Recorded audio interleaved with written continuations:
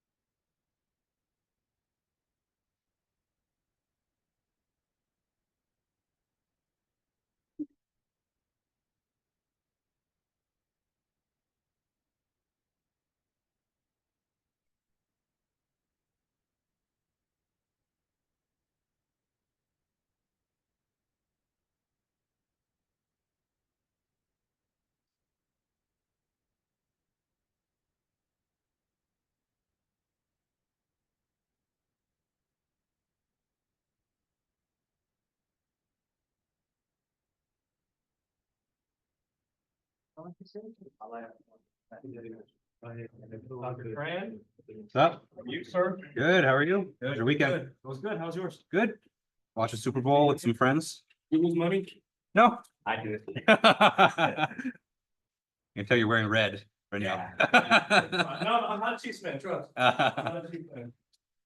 I don't know, I lost money. I bet on the Dodgers. Wait, what? I bet on the Dodgers. They won. Don't feed it through. Oh, okay. You'll get brain cells. Yeah, the guy just took my money and like, yeah, the Dodgers will win the Super Bowl. Maybe if one to $100. Kind of take it.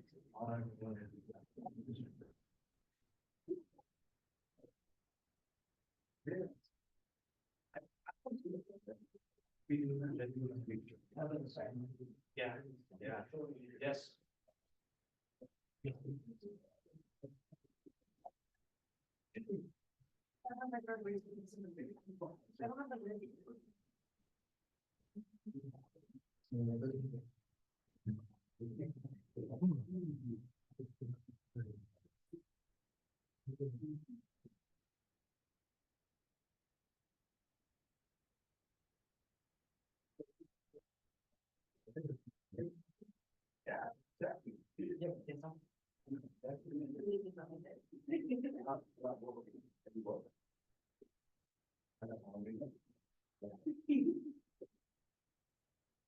David, what's that, bro?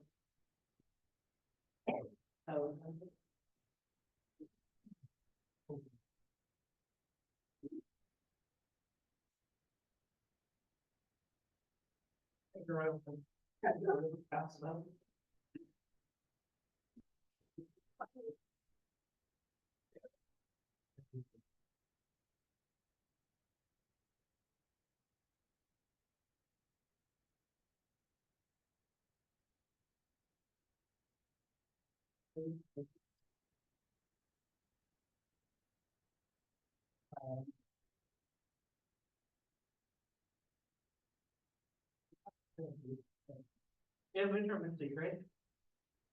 I haven't written it if we do. I'll check the syllabus after. I just like to scare them. Like, oh, we had homework last night, or oh, we have a midterm today. I see. All right, it's 1 o'clock. Let's go and get started. All right, good afternoon, everyone. How's everyone doing? Good weekend? Sure, things probably getting busy. Okay, so plan for this week, it's just 2 lectures this week. So we have a little bit to finish up with the sphere. So we're gonna be talking about spherical heat transfer. I have one more heat equation example to go over for you, and just a very quick, just a thermal circuits one, just to kind of show you how to set it up. Then we're gonna move on to the next big topic, which are fins. Fins are really cool. They're so cool that there's not too much we can do with them. It's one of those things where they're kind of more complicated than we can do in the class, but it's also good to kind of build, I guess, kind of the intuition with fins, just because it's a very important part of a lot of thermal engineering. Okay. Okay. So you guys turned in your first homework assignment that was due last Thursday. So I haven't had a chance to grade those this week, but I think I'll probably grade those on Wednesday. Your next homework is up, and so that is due actually a week from today. So a little bit of a shorter lead-in time for the second homework, just because after today you'll have everything you need. The second homework is all on cylindrical and spherical systems. So after today you should have everything you need to do that. Okay. All right. Let's see. Any questions I can answer before we get started? Okay. All right. So let's go ahead and pick up where we left off. All right, so last time we met on Thursday, we were talking about spherical heat transfer or heat transfer in spherical systems.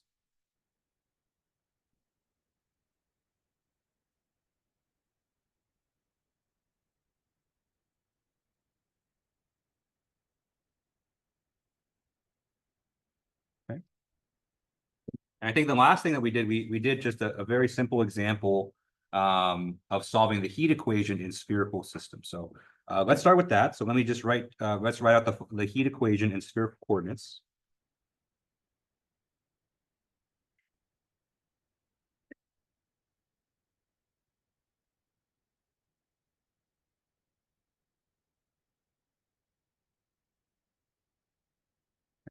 I'm not going to write every single term in this equation here, just because, for the most part, we cancel out a lot of these terms. I'm just going to write the ones that are mostly relevant for the problems that we do. Okay. So for the problems that we do, we are going to have the derivative in the r direction. So we have 1 over r squared d dr of k times r squared dt dr. Okay. That's the main term. So that's the term that determines how the temperature varies in the radial direction in spherical systems. Okay.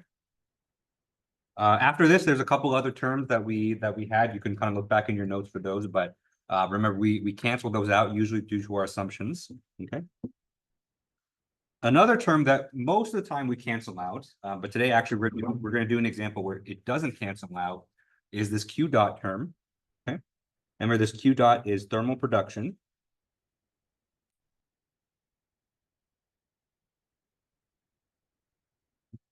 Remember, thermal production is meant to represent situations where your medium or your sphere in this case is able to produce thermal energy.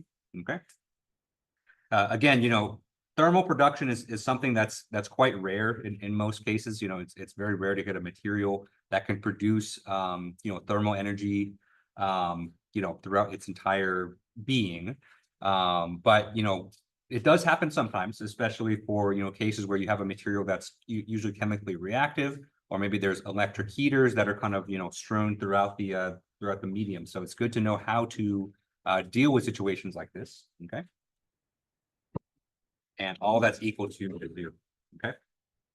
So this form of the heat equation here, of course, is under the assumption, the main assumptions.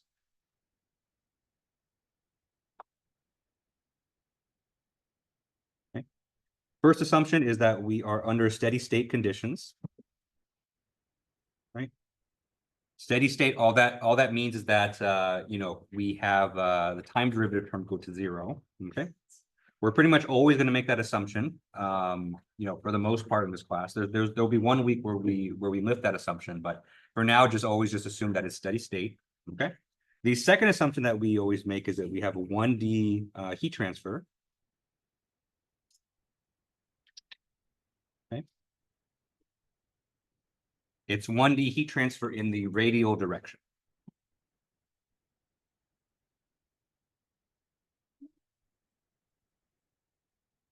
Okay.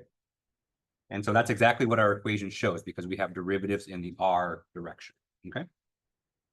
Okay. So this equation already has these assumptions made, but I just want to remind you that these are the assumptions that we have to make in those cases. Okay.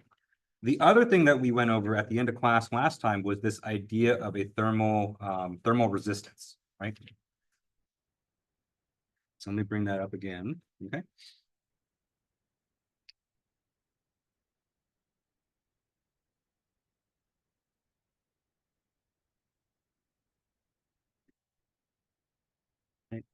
Thermal resistances or thermal circuits are, pretty much a constant theme in this first part of the class. And so what we found from the example last time was that the resistance of a spherical system is equal to 1 over the inner radius minus 1 over the outer radius divided by 4 pi times k. Okay. And this is meant to represent a situation where, let's say you have a slice of a sphere like this, okay, where this inner radius is Ri, outer radius is Ro, okay? Inner radius has a temperature Ti. Outer radius is held at a temperature To, okay? Remember, that was the example we did at the end of class last time. And so under this situation with this resistance, what we can say is that the heat transfer is equal to Ti minus To, all divided by the resistance of the sphere. Right? So it's very classical thermal circuits. Remember, thermal circuits we use to to determine heat transfer in situations like this without having to solve the heat equation.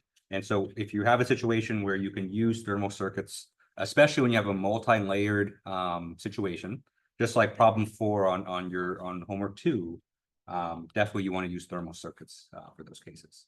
Okay.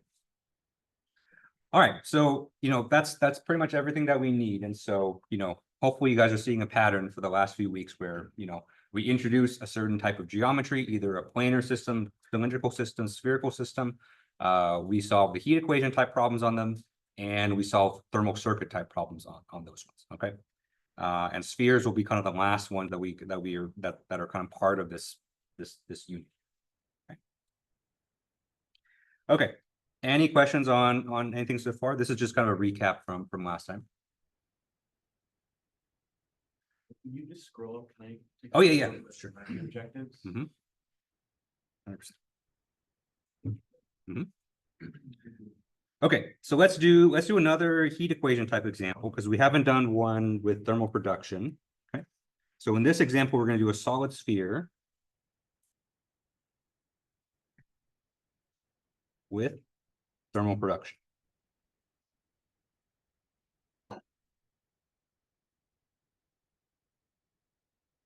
Okay, so let's draw the geometry first. So let's say we have a geometry that looks like this, right? Draw that dotted line just to show you that this is a sphere. Okay, this sphere is made of a uniform material, so it has a constant thermal conductivity K. Okay, in addition, this sphere is going to be cooled on the outside by a moving fluid. Okay, so we have convection heat transfer on the outside. So we have a T infinity and H. Okay, all right. But of course, just based on the title of this example, we know that this sphere is also going to be producing heat. Okay. So our thermal production term, Q dot, this is going to be non-zero.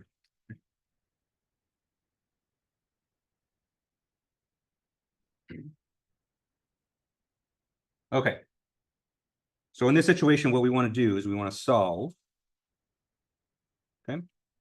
We're going to solve for the temperature distribution inside the sphere.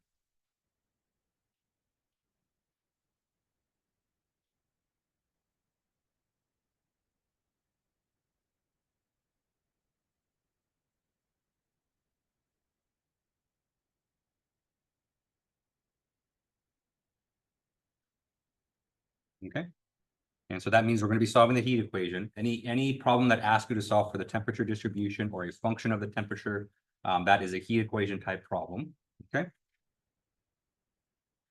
And then the other thing we're going to do, so all the assumptions that we made above are going to be relevant here as well. So I'm not going to write down the assumptions again, but let me write down the boundary conditions for this problem.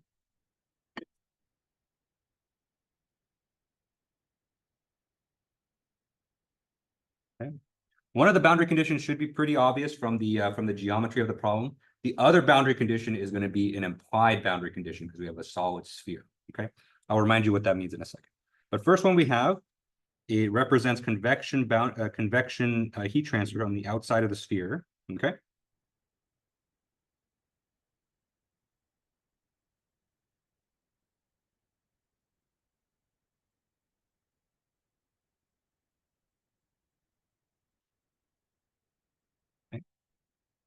And so mathematically, the way that we represent convection is we make use of Fourier's law as well as Newton's law of cooling, and we set them equal to each other. Okay, so you have minus K dt dr, right? So on the left-hand side there, that represents Fourier's law for heat transfer in a spherical system. Okay, so that's the conduction heat transfer, and this is evaluated at R is equal to, oh, we didn't give it a name yet, but we'll say this cylinder only has an outer radius, so we'll say this is equal to R is equal to RO. Okay. Say this solid sphere has a radius of RO. That's you. This is equal to H times T infinity minus T at RO. Okay.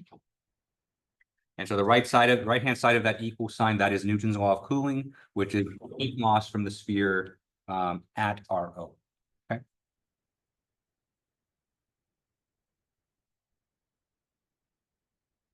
Okay. So that's one of the boundary conditions. The other boundary condition, which is the implied boundary condition.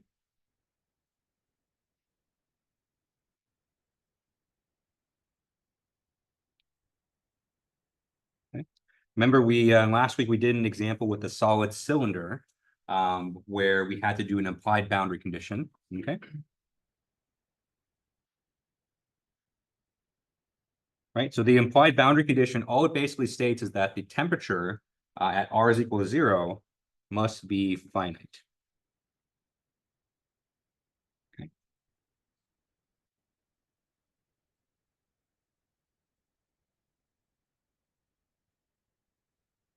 Okay. And what that means mathematically, you'll find out very soon, as we start solving this problem. Okay. Okay. Any questions on the setup for the problem? Okay. All right. So let's go ahead and solve this. So we know that we're going to do a heat equation. And conveniently, the heat equation that we listed out at the beginning of class today, that's exactly the one that we need. Okay. So let me start with that. So we have 1 over r squared ddr of kr squared dt dr plus q dot is equal to 0. Okay. We do have thermal production in this case, so the q dot term, we're going to leave it in the equation. Okay. And we're going to solve this equation based on that. Okay. All right. So to solve this differential equation here, we only have one differential term, so we can solve this just by integrating. But we need to do a little bit of algebra in order to get it to that state. Okay. First thing I'm going to do is I'm going to subtract q dot from both sides. So this q dot is going to move over to the right-hand side of the equation. What I'm also going to do is I'm going to multiply the entire equation by r squared, just to kind of move that out as well. Okay. Oh, one other thing, because this thermal conductivity K is a constant, remember we can pull it out of the derivative. And in fact, let's move that over as well. So we're going to divide both sides by K as well. Okay. All right, so we're doing 3 algebraic steps in this line here. So we're moving q dot over to the right, we're multiplying by r squared, and we're dividing by K. Okay. So doing that, we get d dr of r squared dt dr is equal to minus q dot over k r squared. Okay.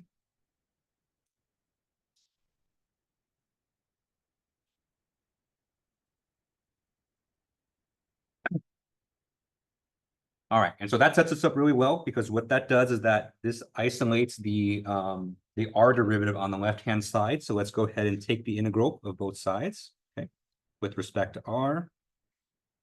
Okay. So that integral is going to get rid of the derivative on the left-hand side. Okay. And so on the left-hand side, all we're left with is r squared dt dr. And then on the right-hand side, we have minus q dot over 3k r cubed, okay, plus c1.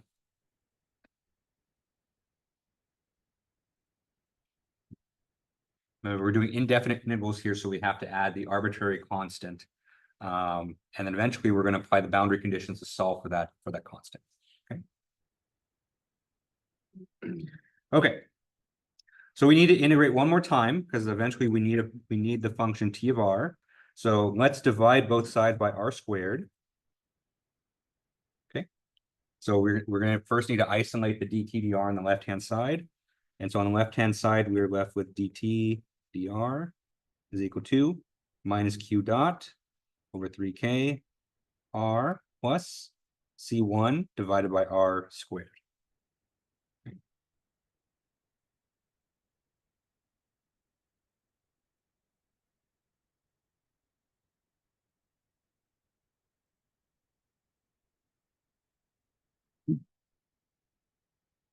All right, so let's integrate one more time to the last integral that we do for this sphere. Okay. We get t of r is equal to integral of minus q dot over 3k r is minus q dot over 6k r squared. Okay. Integral of c1 over r squared is a minus c1 over r, but that minus 1 is just constant. So just for convenience, I'm going to absorb that constant into c1. So this is a positive c1 over r. Okay. Remember, we haven't specified the value for C1 yet. So any constant that's multiplied by it, we just absorb it into its value. Okay. Plus C2.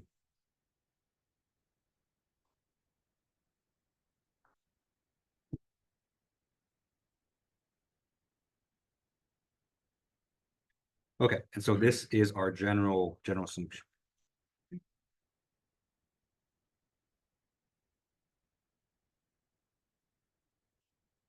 All right, any questions on how we got this got to this point here? Okay, good. Okay, so now that we're at this point, we need to apply our boundary conditions. So that's how we're going to solve for C1 and C2.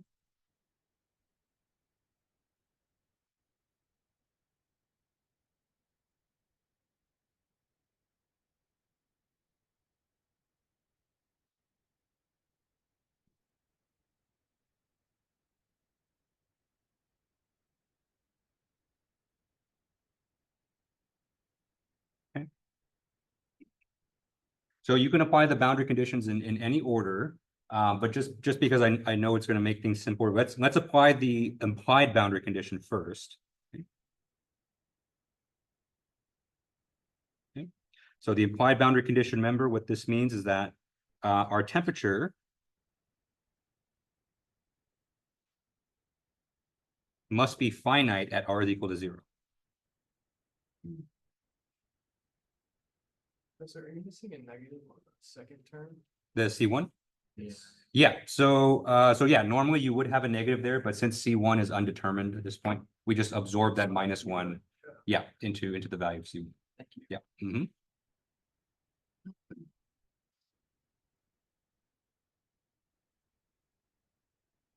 That term's gonna go away very soon anyway, too. So yeah. Okay, so our implied boundary condition states that, when we plug in R is equal to 0, our temperature must be finite. Okay. So let's just go ahead and do that. So we say T at R is equal to 0 is equal to minus Q dot over 6K 0 squared plus C1 divided by 0 plus C2. Right.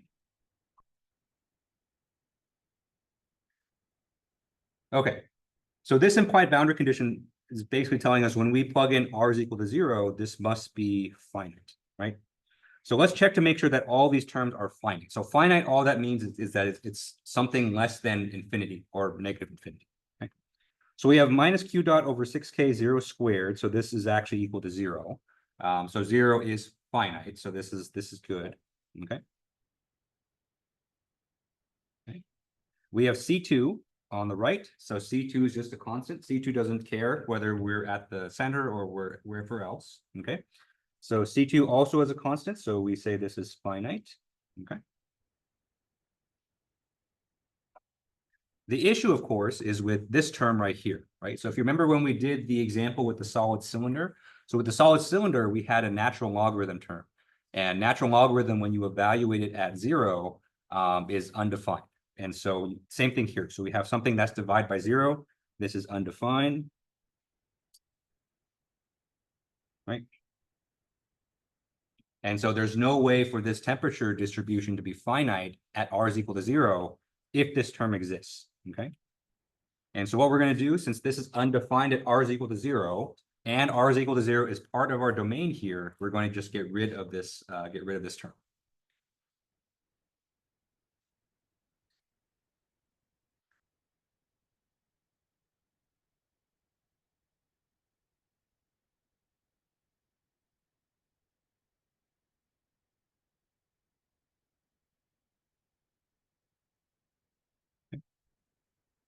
So we're just going to get rid of that. So easy way to say this is that C1 is equal to 0.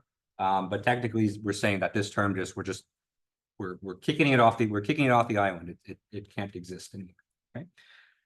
So that makes things a bit nicer for us. So that means our T of R, our general solution now is minus Q dot over 6K times R squared plus C2. Okay. So this is actually quite nice because it's a quadratic equation. Right. So the only thing that we have left to solve for here is C2. And we're going to solve for that using the convection boundary condition.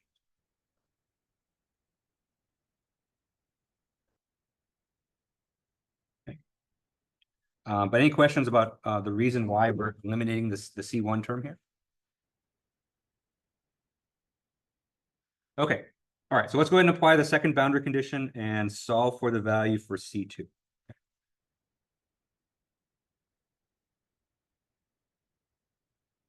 Okay, so this is our convection boundary condition. So let me write it out in equation form first. So we have minus K dt dr is equal to H times T infinity minus T at R is equal to R0 or RO. Okay. And the right-hand side too, we're going to plug in R is equal to R.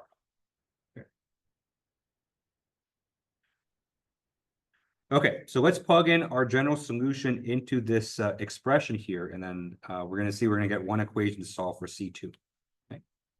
Okay, so on the right-hand side, what we have is minus K times dt dr of minus Q dot over 6K R squared plus C2. Okay, and after we take that derivative, we're going to plug in R is equal to RO. You want to be careful when you're evaluating those derivatives. And so, it's tempting to plug in R is equal to RO first, or just plug in the value of R first, but you want to take the derivative first and then plug in afterwards. Okay. And on the right-hand side, we have H multiplied by T infinity minus T evaluated at R is equal to RO. So we have a minus quantity minus Q dot over 6K RO squared plus C2.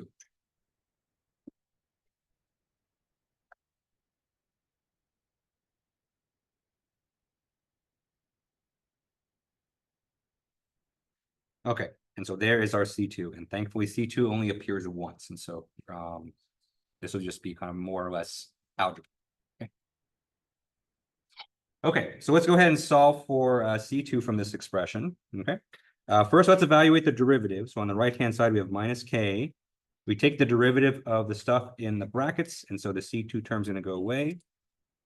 And so all we're left with is minus Q dot over 3K R, and we're going to plug in R is equal to RO after we take the derivative. So that is a RO there, okay, is equal to H times T infinity plus Q dot over 6K RO squared minus C2.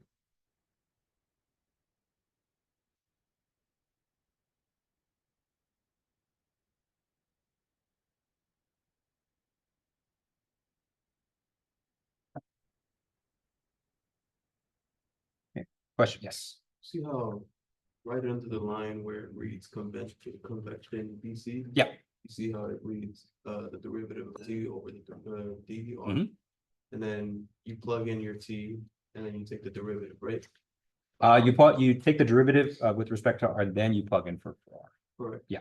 Is it ever bad to just, because I mean, we already solved for dtt dr earlier. Yep. Is it bad to just plug it in? Or? No, you can definitely do that. So yeah, so so the question is, earlier in this problem, we actually already solved for dtdr. Well, we kind of messed it up a little bit here, but technically it's right here. So you can just take that and plug it in down there as well. That's perfectly fine. Yeah. Mhm. Yeah, that's actually a very good observation there too. Yeah. The only thing is that we've already eliminated C1, so you would just have to cross off C1. Yeah. Mhm.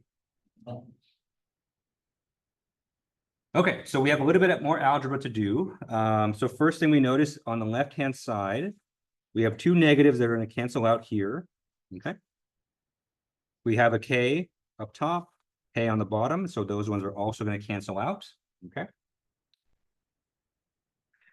Let's divide both sides by H, just to kind of free that right-hand side a bit. So I'm going to take this whole thing and divide by H. Okay.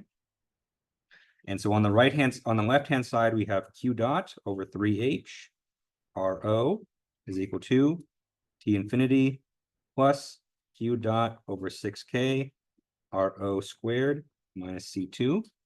Okay.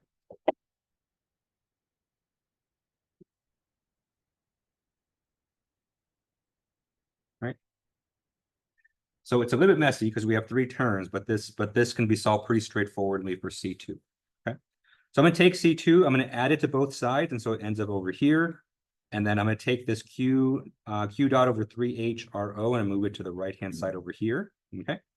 And what we get from this is C2 is equal to T infinity plus Q dot over 6K RO squared minus Q dot over 3H RO.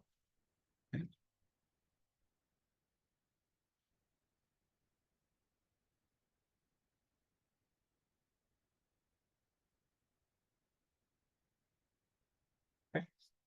All right, so now that we have C1, we know C1 0, and we have C2, let's just plug it all back in and write out our temperature distribution.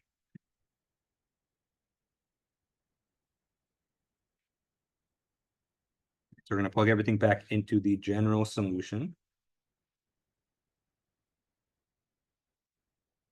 Okay. And so we have T of R is equal to minus Q dot over 6K R squared plus T infinity plus Q dot over 6K RO squared minus Q dot over 3H RO. Okay.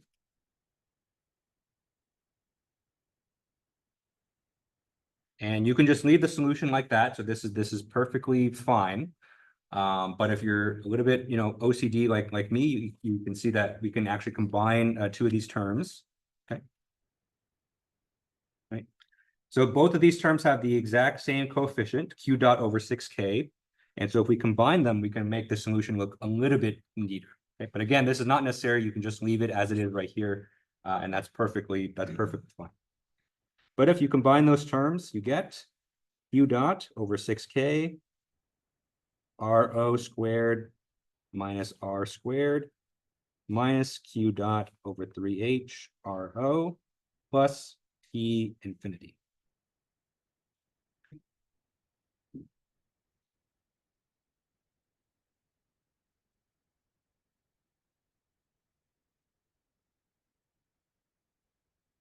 So a slightly neater version of that answer.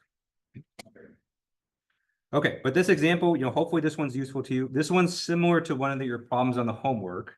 So I did give you a heat equation type problem with thermal production on the homework, but on the homework it's a cylinder, not a sphere. But hopefully this example was kind of useful for you guys to do that example or do that. Okay. All right, any questions on this example here? Okay, good. Okay, so I have one more example that I want to show you. Although this one I'm just going to show you how to set it up just because of the interest of time. Let's look at a thermal circuit in a spherical system.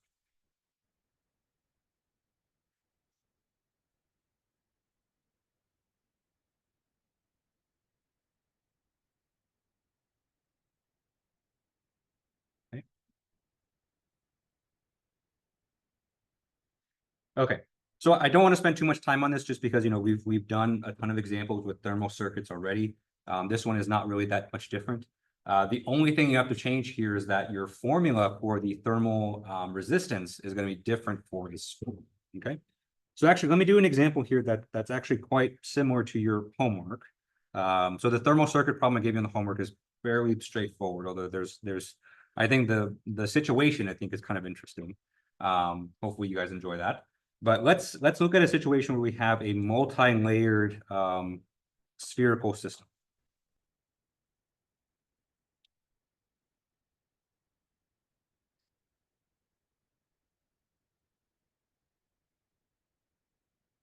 Okay. And of course, this is really hard to draw just because it's hard to draw spheres on a 2D surface here, but I'll try. Okay. So let's say that we have we're looking at a cross section like this. Okay. And let's say inside this cross section we have 3 different layers. So 1, 2, 3 layers. Okay. Each layer here is going to have a different thermal conductivity. So Ka, Kb, Kc. Okay. And the radii are all given by the following. So we have R1, R2.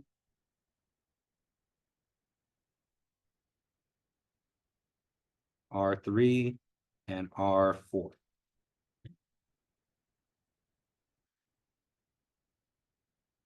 right, so we have three different materials. It's a hollow sphere, bless you. And let's say that we know the inner temperature here. So the temperature at the innermost layer will be Ti, okay? And then on the outside of the sphere, we have convection heat transfer. So we have T infinity and H. Okay, so we're gonna have to add a layer for convection as well. Okay, so for this problem, all I want you to do is let's set up the thermal circuit and let's write out the expressions for all of the thermal resistances.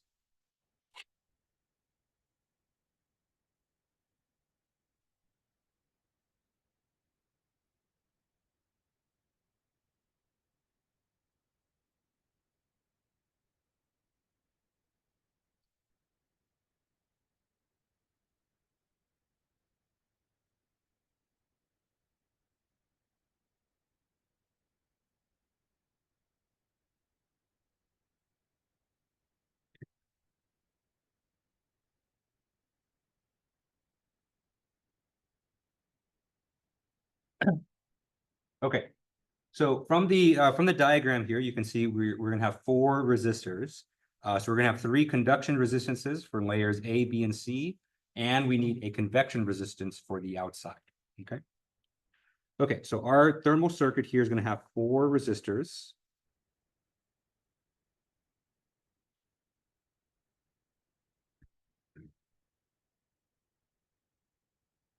Two, three, four. Okay. All right, and so we're going to go from left to right here. So the leftmost node is going to be at temperature Ti. Rightmost node here is going to be the temperature of the fluid, T infinity, because that's the outermost layer. Okay. All right, so we have a simple series circuit here. And let's write out the resistances for all of the conduction layers, right? So let me remind you. So the conduction resistance for a sphere is equal to 1 over the inner radius of that layer minus 1 over the outer radius of that layer divided by 4 pi times K, right? Where K is a thermal conductivity of that layer. Okay, so for this first layer right here, the inner, we're going to look at layer A. So the inner radius of that layer A is R1. The outer radius for that layer is R2. So let's go ahead and write out the resistance for that. Okay, so we have 1 divided by R1 minus 1 over R2 divided by 4 pi Ka.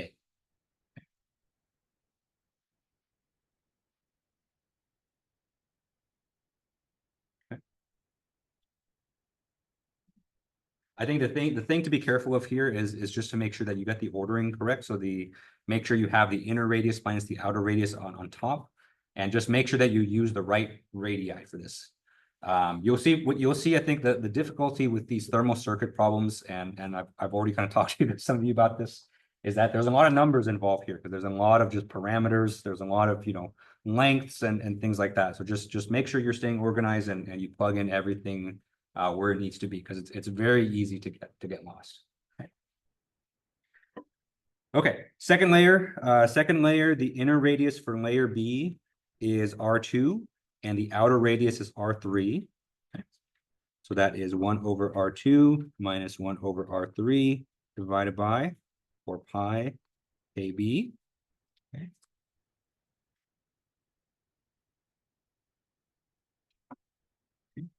For the third conduction layer, it's going to be more of the same. The only thing is you have to make sure you pick the right radii here. So you have 1 over R3 minus 1 over R4 divided by 4 pi Kc.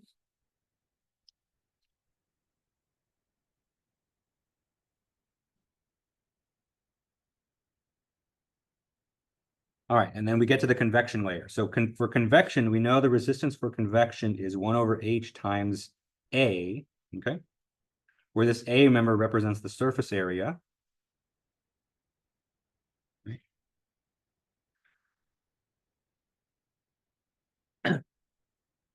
So last Thursday, we spent a good deal of time talking about, the surface area for cylindrical systems, right? Remember we said that, surface area depends strongly on the radius, because, the surface area of a cylinder is 2 pi r times L, okay? Now you need to be careful for a sphere as well. So remember the surface area for a sphere is 4 pi r squared, okay? It's just the derivative of the volume. So, in case you didn't know that, in order to get the volume of the sphere and the surface area of the sphere, they're related by their derivative, okay? So volume of the sphere is 4/3 pi r cubed. You take the derivative, you get 4 pi r squared for surface area, okay? Remember the important thing is to plug in the right radius here. And so for this surface area, remember, convection is happening at the outermost layer of the sphere. So you want to make sure you plug in that R4 for that radius. Okay? And so this convection resistance is 1/h times 4 pi R4 squared.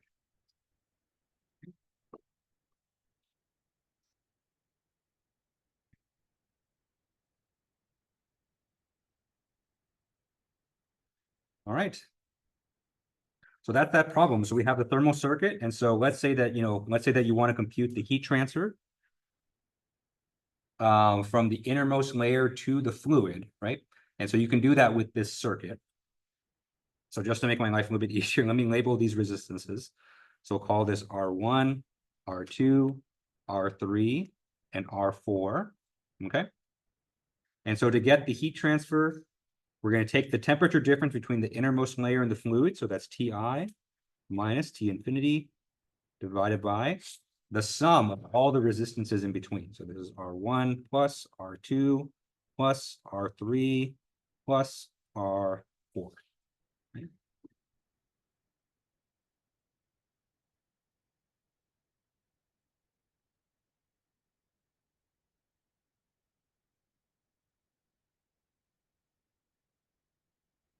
All right, any questions on this example here? All right, so usually at this point, usually for these thermal resistance problems, I'll most likely give you numbers for these types of problems. So you just kind of plug in. Again, it's a lot of plugging in. Just kind of make sure that you're kind of staying kind of organized and plugging things in the right places. Okay. But that's it for spheres. And so, we didn't spend too much time on spheres. Spheres are honestly very similar to cylinders. It's just that the heat equation and the thermal resistance equation are just kind of swapped out for different expressions, but all the same concepts still apply. And in fact, all the same concepts apply for planar systems as well. Okay. So there's kind of been a pattern to kind of everything so far. But now that we're done with spherical systems, we're going to kind of depart from that a little bit, and we're going to talk about some different equations. Okay. Okay. So the next topic that we're going to cover in this class has to do kind of with the broader subject of multi-dimensional heat transfer. So all the heat transfer we've done so far has been only one-dimensional, but in reality, we live in a three-dimensional world. So heat transfer can occur in all three directions. Okay.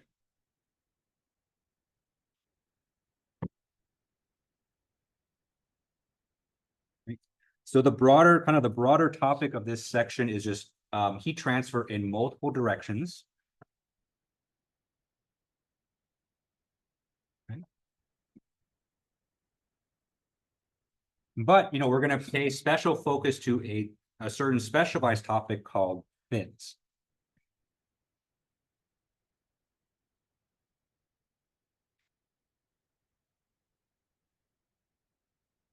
Okay. So like I just mentioned, so far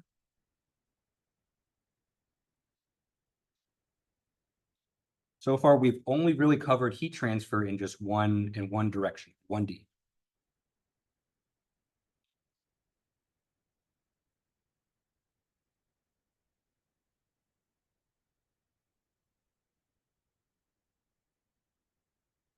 Okay.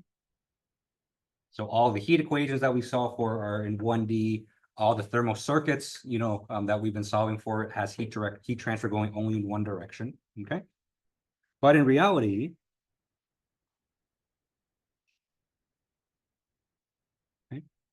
In reality, heat transfer is a three-dimensional phenomenon. So you can have heat flowing in X direction, Y direction, Z direction, or if you're in cylindrical coordinates, R direction, theta direction, Z direction, or spherical coordinates, polar, azimuthal as well. Okay.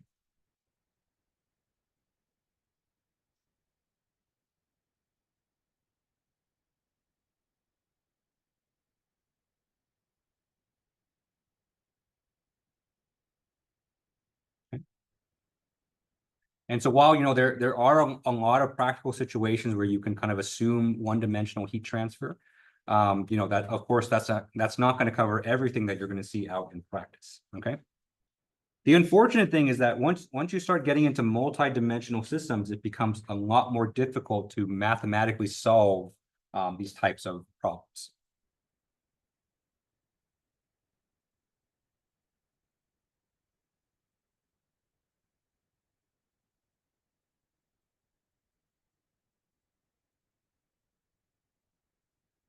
Okay. We're talking like partial differential equations, which is way beyond the scope of what we can do. Question, yes. Assuming there's only like a certain point before we just let simulation take over. Yeah, so that's kind of the practical answer, is that for multi-dimensional systems, if you really want to analyze them in detail, you're going to need to use simulations. But at the same time, there are some concepts and there are some I would say some simple multi-dimensional situations where we can actually analyze in this class, and that's kind of what we're going to focus on for this. Yeah. Okay. So let's kind of be a bit more specific. Okay. So for now, we're going to focus on one particular 2D situation that just comes up a lot in thermal engineering and thermal design, which is the concept of a fin, or some people call it an extended surface, but extended surface is kind of a mouthful, so people just say fins. Okay.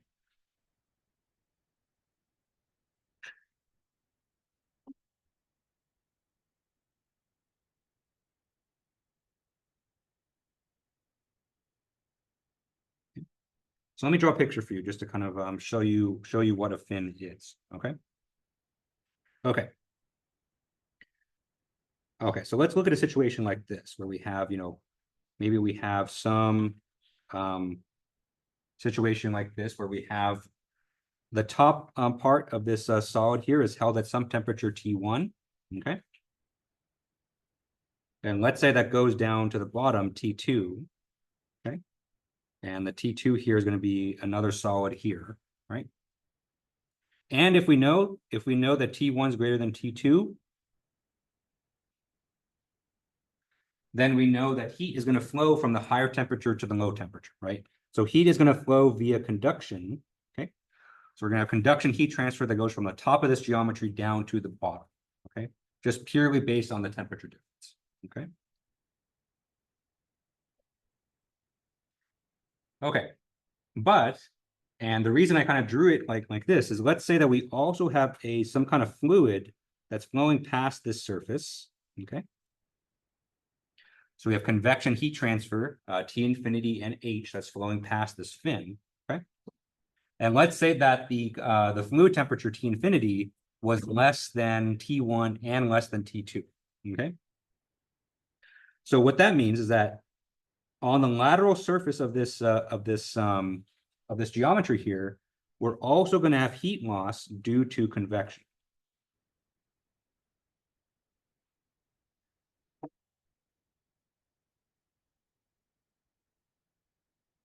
Right? Because we know the cardinal rule of heat transfer is that heat goes from high to low. And if the fluid temperature is lower than the solid temperature, that means we're going to have heat loss due to convection. Okay.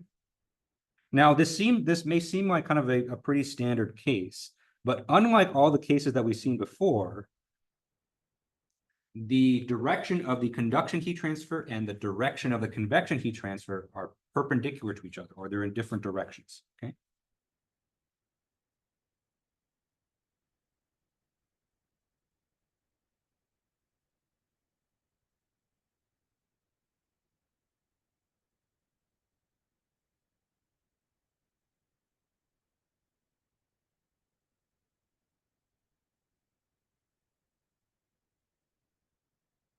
Okay. So actually, this is kind of aptly timed because, you know, if you think back to earlier in the class today, we actually did a problem where we had a convection type boundary condition. But one thing, you know, that was kind of implied in that problem that I didn't explicitly say was that in that spherical system, the conduction and convection heat transfer were actually in the same direction, right?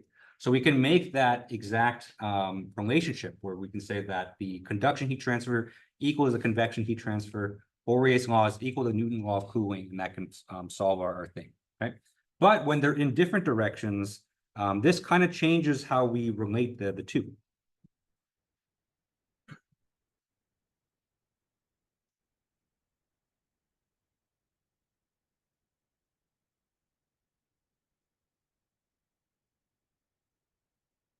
Okay.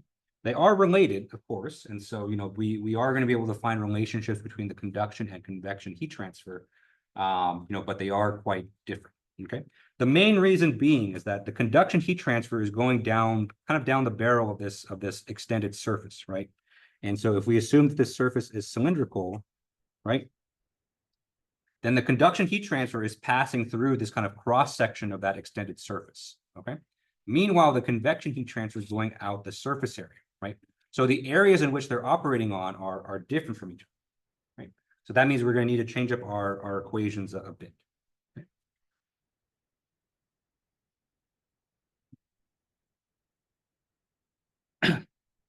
Yeah.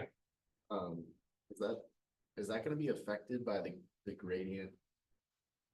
Like going this way, Mhm. because the surface area for these two walls, right? Yep. Mhm. It's not gonna be constant throughout because there's Yep. gonna be a higher temperature. Oh, yep, yep. That's definitely going to play. That's definitely going to play a role too. So the question that was asked is that, you know, as you go along this this surface here, let me use blue. Okay. So as you kind of travel down this length right here, right, the surface area of this fin is not going to be constant, right? So normally, you know, when we talked about surface temperature before, you know, we always assumed the surface temperature was constant, right? But because heat is going from top to bottom here, right? The surface temperature near the top of this arrangement is going to be different than the surface temperature down here. And that's going to affect how much convection heat transfer is going to occur as well, right? So yeah, it looks, this situation looks quite simple, but there is actually quite a lot going on here. And that's why multidimensional heat transfer is quite difficult. Any other questions on this here? Okay. So before we get into the math, let's talk about just fins in general and kind of why we use them at all.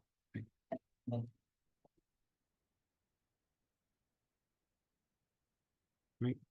So fins are often used in thermal design. Right. If you look at any device that either has to offload a lot of heat or produces a lot of heat, there's going to be fins on it to some degree. Okay. So knowing what fins do and kind of what their purpose is I would say one of the very core things to pick up from this class. Okay. So their main purpose, fins are often used in thermal design to effectively increase the surface area of your device or of your system.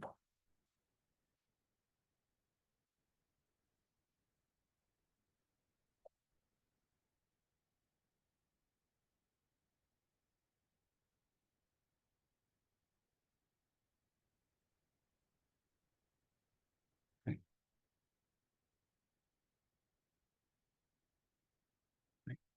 And the kind of the motivation to increase the surface area is to basically enhance the amount of convection heat transfer that can occur. Or maybe I should say to amplify.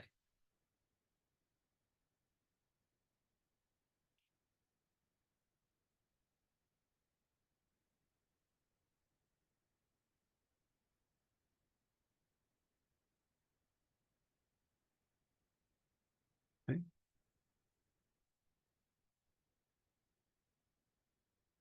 Because what do we know about convection heat transfer? Convection heat transfer can only occur at the surface or the outer surface of a system, right? And so if you increase the surface area, that increases the amount of area that convection can act on, and thus enhances that or amplifies the amount of convection heat transfer. Okay. So if you look at two just very simple situations, so let's say that we have a flat wall, okay, and we have convection heat transfer that's coming out of this wall like this, right? Right. This is okay, right? So we do have an outer surface. We do have, we do have some surface area for the convection to occur, okay? But if you compare this to a surface with fins, so let's say that we draw a few fins on here like this. Okay. Right, so in both situations on the left and right, we take up the same amount of vertical space, right? So the height of both is the same, but it should be pretty clear from the image that the image on the right has much more surface area for convection heat transfer to occur, okay?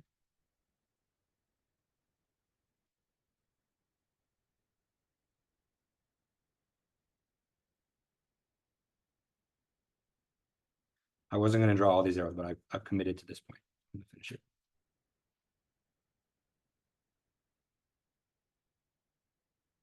Oops. Okay.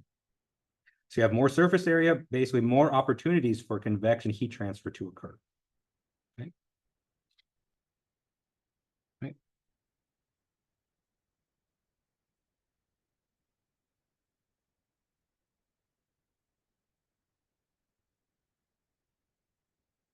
Right, so fins are really important for any kind of thermal engineering application where you're producing a lot of heat and you need to offload that heat in order to keep your system cool. Okay.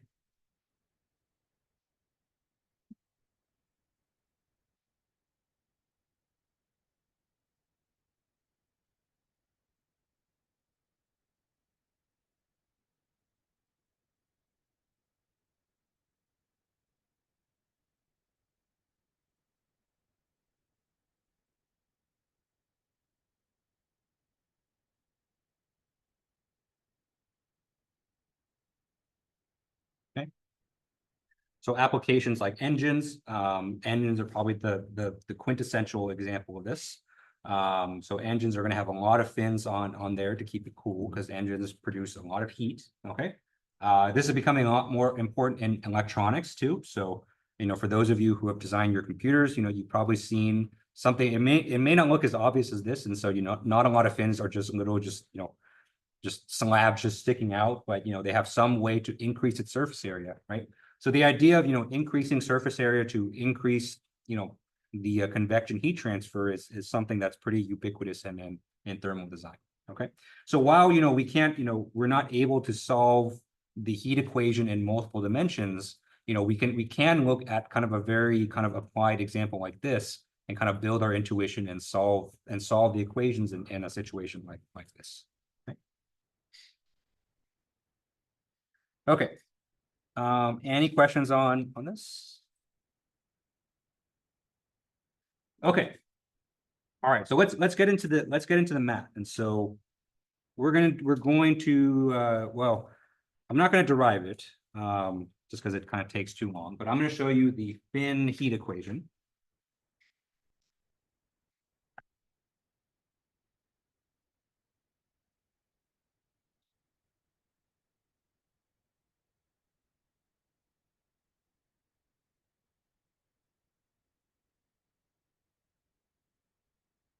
Okay. Now this fin heat equation, it's kind of an offshoot of the fully two-dimensional heat equation, but it's kind of specialized for fins. Okay, and in particular, we're going to be able to reduce this down to a one-dimensional ordinary differential equation. Okay, let me just say that this is derived from 2D heat equation.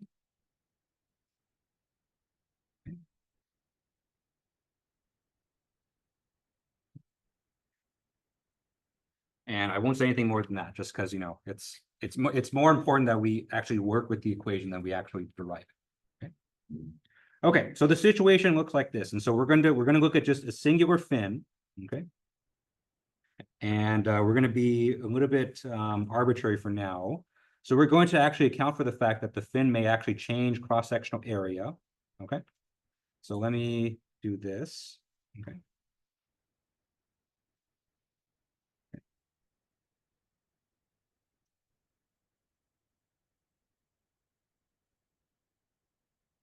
Okay, so we're looking at an arbitrary fin, okay? All right, so the X direction is going to go down the length of the fin itself, okay? So that's going to be our primary direction that we're going to do, okay? If we look at the cross section, okay? So the cross-sectional area, we're going to denote by AC.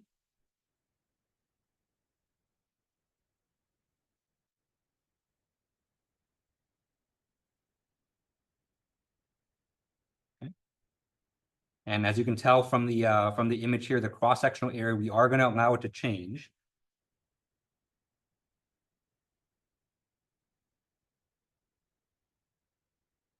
Okay. In other words, we can say that the cross-sectional area can vary with X. Okay.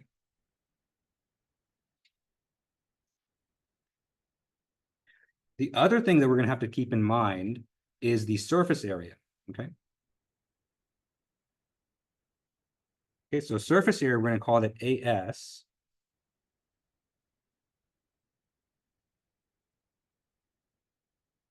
Okay. Surface area is also going to be a function of X.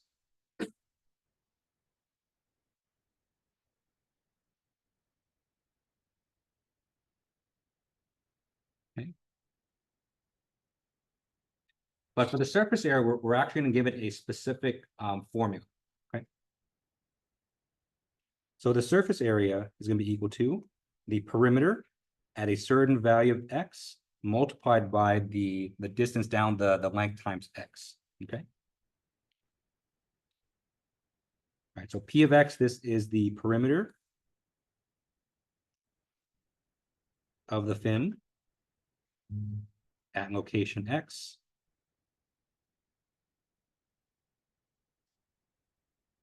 Okay. And X right here, this is just the coordinate down the axial coordinate of the fin.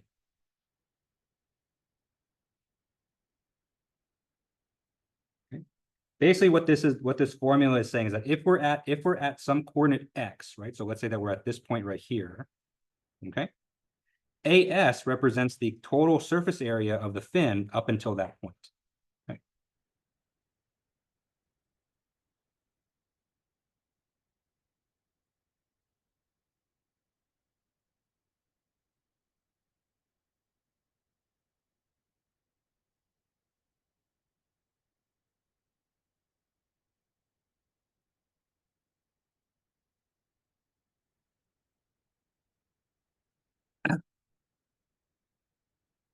Okay. All right, so now that we kind of understand the geometry, the main thing to keep in mind here is the difference between AC and AS. So just kind of make sure you kind of have that definition in your mind. Okay. So with all of those definitions, let's write out the heat equation. Okay. You're going to see that there are some familiar elements here. Okay.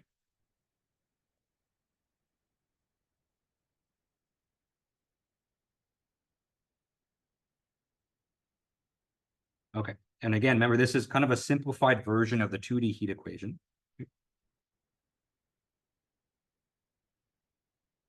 All right, so first term that we have in our fin heat equation should be a fairly familiar face, right? So we have the second order derivative of temperature with respect to X, okay? So this term right here, this represents the spatial diffusion of temperature along the length of the fin. Or I guess maybe I should say, maybe it's the conduction.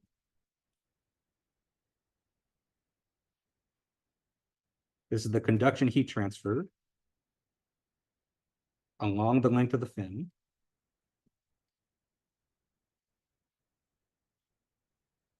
Right?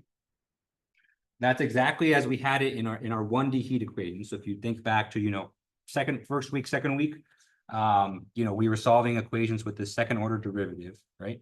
Lately, we've been doing cylindrical and spherical coordinates. And so, that we've had some R's mixed in here, but at its core, it's a second order derivative. Okay. Okay, second term here. This is where things get a little bit thrown for a loop. So you have 1 over AC, right? So 1 over the cross-sectional area, dAC dx, okay? So that's the derivative of the cross-sectional area with respect to x times dt dx.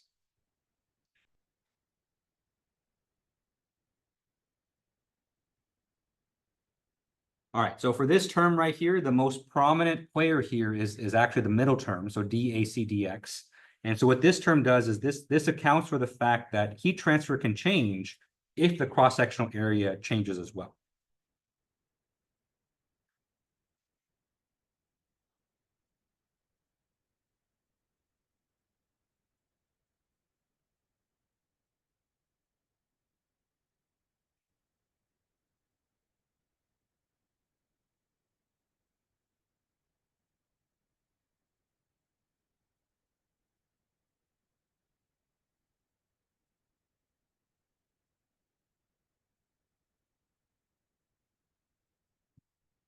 So for cases where, probably the most common case that you'll see is a tapered fin. And so that's basically a fin where the cross-sectional area will decrease until you get to the end of the fin itself, okay? In those situations, you have to account for that changing cross-sectional area, okay? Okay. Third term, which is our last term, is going to be 1 over AC H over K DAS dx, okay, times T minus T infinity. Okay.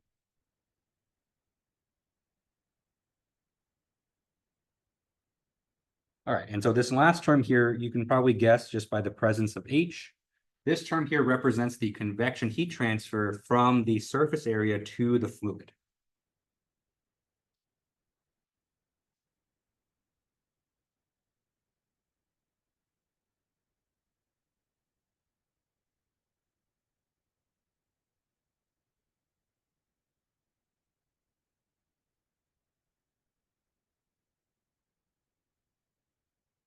Okay, and all that's equal to 0.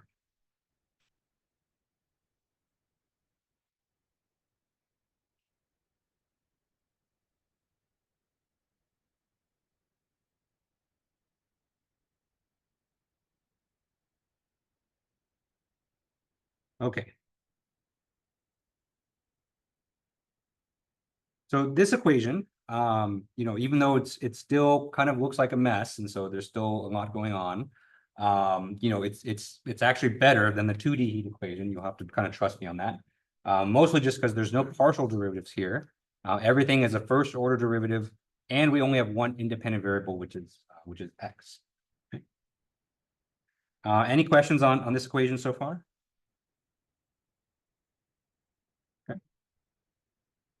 Okay. But in its current state, we can probably solve this under certain simple situations. But just to make our lives a little bit easier, let's simplify this quite a bit. Okay. So one important assumption that we're going to make is we're going to assume that the cross-sectional area is constant. And we're basically going to make this assumption, everywhere. Okay. So for this class,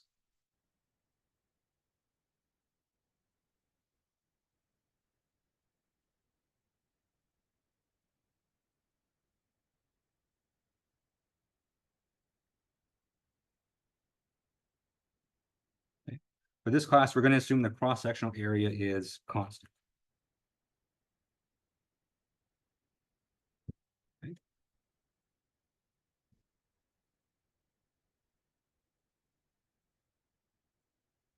Okay, so no matter what location you are on the fin, your AC is going to be constant. Okay, now this has a couple fallouts, right?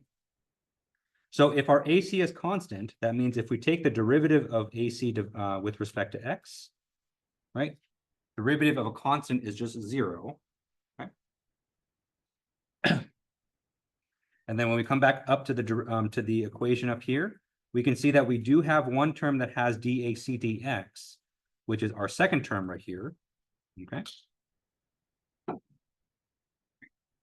And so if we're going to assume that our cross-sectional area is constant, that means this term is just going to go away. So we're just going to cross that out. Okay. So that's kind of the first consequence of this. Okay.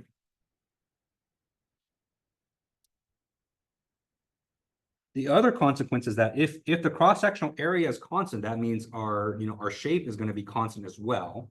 Okay. That means our perimeter is also going to be constant. Okay. So no matter where you are down the length of the fin itself, the outer perimeter is going to be the same, okay, at all locations of X, right?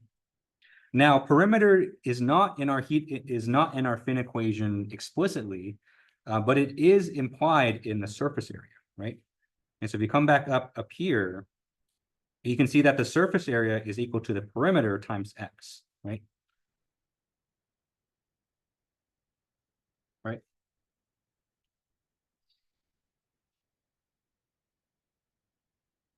Okay. And if perimeter is now a constant, right? That means we can take the derivative of AS, right? So if we take AS dx, right? We just have some constant multiplied by X. And so that's just going to be perimeter P. Okay.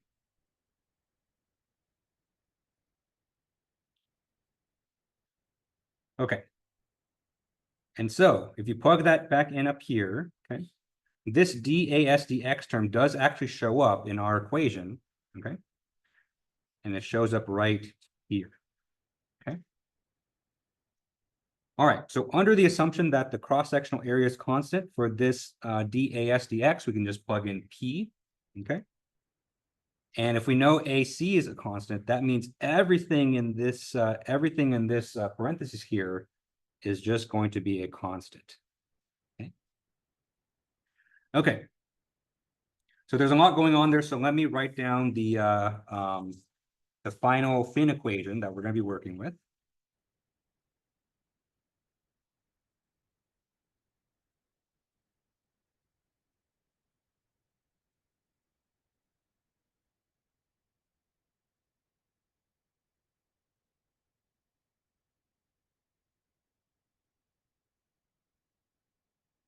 Okay. So after doing all those simplifications, our fin equation now becomes, our first term is untouched, and so that one is still the same. So you have d squared t dx squared minus, okay. We have, remember, everything in that parentheses is now a constant. So we have h times p divided by KAC multiplied by t minus t infinity. It's equal to 0. Okay.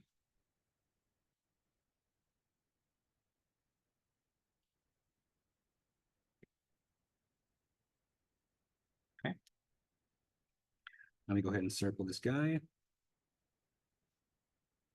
And so this equation in this form mathematically is a lot more easy to work with, okay? Because what we have here is a second order linear ODE with constant coefficients.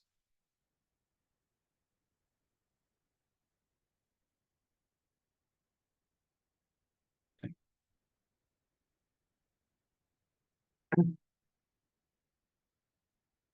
And very conveniently, this is the exact type of equation that we know how to solve. And so if you think back to Math 250B, EGME 308, you know, this is right up our wheelhouse. And so we know exactly how to solve this. Okay. All right, any questions on this? Yes. And then this is the only formula that we're gonna have to worry about for this, right? For the fins, we're actually going to simplify it a little bit more because right now it's still a little bit annoying to work with.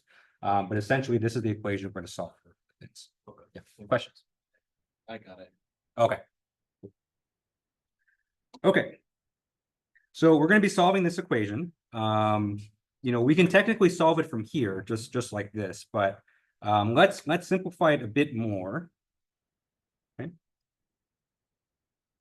Heat transfer is a very fascinating class because, you know, there's a lot of the things that we do in heat transfer is just to avoid doing as much math as possible.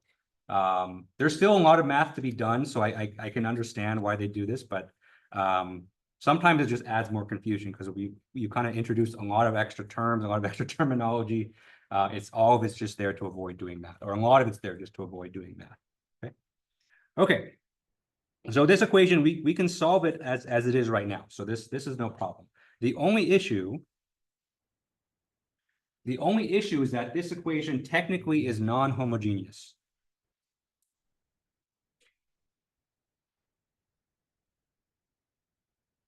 Okay.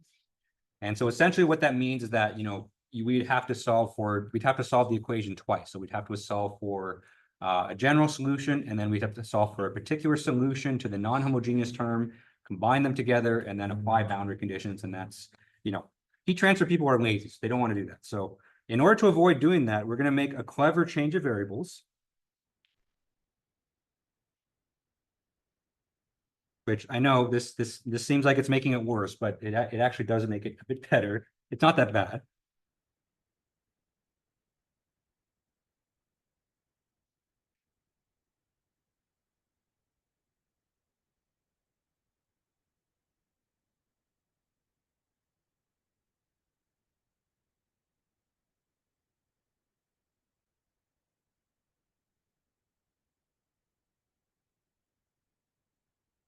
Okay, which again, completely unnecessary. If you're fine with solving the non-homogeneous term, you can definitely do that. But the solution does look a bit cleaner when we do this. Okay, so we're going to plug in a new variable called theta. Okay, and the name for theta is called the excess temperature.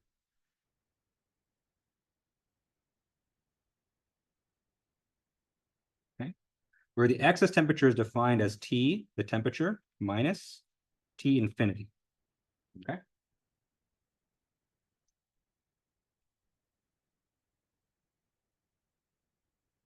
All right.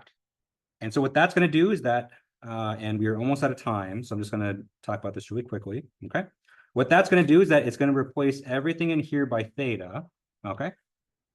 Right. So we're just going to plug in theta is equal to T minus T infinity. So that gets rid of the non-homogeneous term. Okay. And it actually doesn't affect this term either. So because if you take the second order derivative with respect to x, okay, so we take d squared theta dx squared, we know that T infinity here is just a constant, right? And so actually after you take the first derivative, the T infinity goes away. Okay. And so for the second order derivative, we can just kind of plug right in for that. And so, okay. So now our equation is homogeneous. We have d squared theta dx squared minus HPKAC multiplied by theta, okay? And there you finally have a second order linear ODE with constant coefficients that's also homogeneous. That is very easy to solve, for its solution, okay? And then when we come back on Thursday, I'll show you what the solution looks like. We'll go over some certain situations with the boundary conditions, and we'll continue on from there, all right? So thank you guys for staying a bit late today. If you have any questions, I'll be sticking around for a bit, but hope you guys have a good rest of your day, and I will see you guys all on Thursday. The T turns into theta? Yeah, exactly. Yeah, so now we're going to solve the equation in terms of theta, and then when we're all done, we'll just plug back in for T.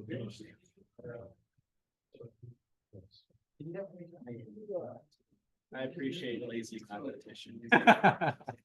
Sometimes it creates more problems because now you have to define the excess temperature, and people are like, "What's theta?" Because theta is not the same as T, and so. But that's how it is in the book, and that's how it's traditionally done. Do you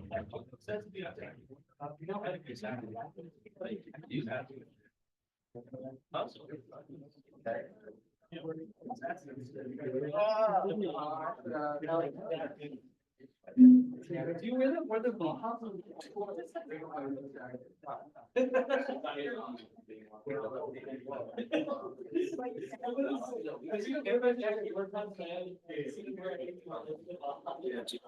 we have nothing like your box. Oh,